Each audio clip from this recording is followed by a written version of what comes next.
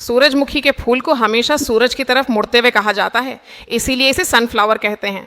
ये सुबह के वक्त मशरिक की तरफ होता है, जब सूरज तुलू होता है तो ये सूरज की तरफ रुख करता है, और शाम को जब सूरज मगरिब की तरफ जाता है तो ये भी इसी तरफ देखता है।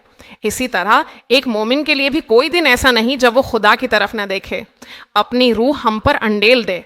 रूह से मुराद खुदा की फितरत है। मैं अपनी रूह तुम पर अंडेलूंगा, मेरी सरजनिश सुनो और पलट आओ। खुदा की सरजनिश कबूल करने वाला इंसान मुबारक है। जब तुम्हारी जिंदगी में कुछ मुश्किलात, नुकसान या बीमारियां आएं तो तुम्हें अपने दिल में पशीमानी के साथ आंसू बहाकर दुआ करनी चाहिए। ऐ खुदा, तेरे पसंदीदा रास्ते कौन से हैं? मुझ पर रहम करके मुझे माफ कर दे, मुझे हमेशा के रास्ते पर चला।